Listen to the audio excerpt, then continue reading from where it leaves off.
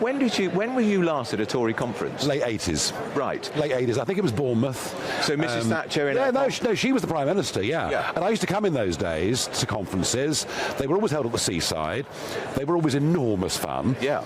Interestingly, in those days, there were thousands of door knockers, leaflet deliverers. This has a much more, I mean, whilst the activists are here, there's a much more corporate feel, I think, to the conference these days.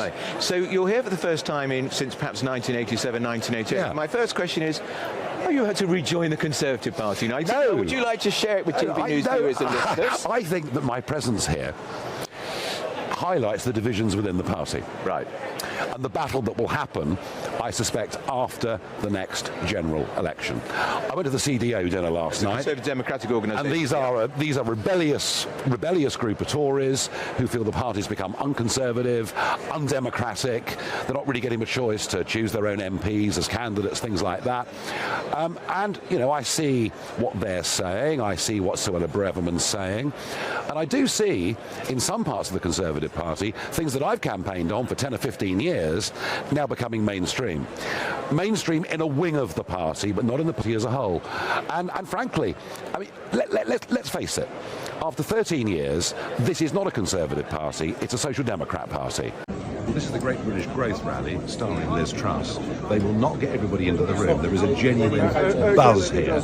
And these, of course, are Tory party members. They voted for her to become leader of the party and Prime Minister, and they weren't asked, of course, when she was removed. But even more importantly, it's the message. It's about helping small business, reducing taxes, and actually getting growth, which is the only way we get out of this mess. I've got to tell you, this is more exciting than anything happening in the conference hall.